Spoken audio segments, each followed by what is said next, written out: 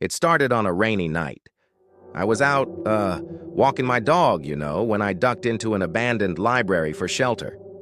I've always loved the smell of old books, the feel of the worn leather spines. But this place was different. The shelves stretched endlessly before me, filled with books stacked higher than I could see. I walked over to one of the shelves and brushed the dust from a random volume. As I did, a tiny mouth opened on the page, then another and another, until the entire book seemed to be filled with them.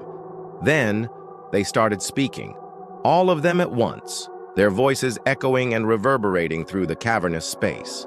And they were saying my name. They were saying my name, and it sounded like they knew me. I slammed the book shut, and the whispers spread across the aisles, seeming to come from everywhere and nowhere all at once.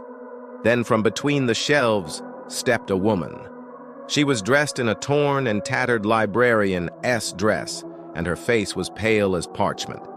She held a flickering candle, but there was no flame. And she asked me in a voice like rustling leaves, "Which story have you come to return?" I stammered, I don't belong here. I think you might be mistaken." But she only smiled sadly and shook her head. Then she handed me another book. It felt heavy in my hands, and as I looked up, I saw my own face staring back at me from the cover. I opened it, and inside the pages were filled with my thoughts, my secrets, things I'd never told anyone, not even my closest friends. The final page was blank, but as I watched, words began writing themselves across it.